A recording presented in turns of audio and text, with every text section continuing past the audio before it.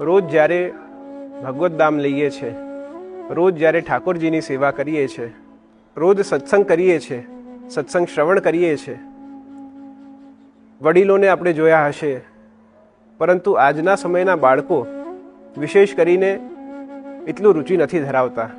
કેમ?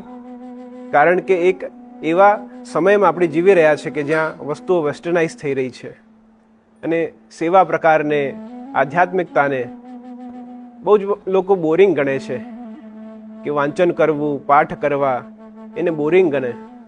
પરંતુ એને બોરિંગ ગણતા કરતાં એને આપણે બૂસ્ટિંગ ગણવું જોઈએ કે જે આપણે જાણ્યા વગર કરીએ છીએ એ જાણીએ, અનુભવીએ, પછી એના પર આપણે કંઈક વિચાર આપણા પ્રસ્તુત કરીએ તો એ વધારે યોગ્ય છે.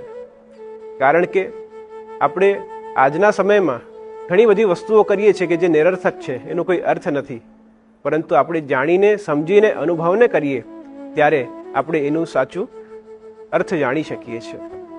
તો આપણા વડીલોથી એમના અનુભવ જાણીએ, એમની સેવા ભાવના જાણીએ, આપણે પોતે આપણા જીવનમાં અપનાવીએ અને પછી આપણે વિચાર કરીએ કે આપણે કયા માર્ગ પર શ્રેષ્ઠ છે.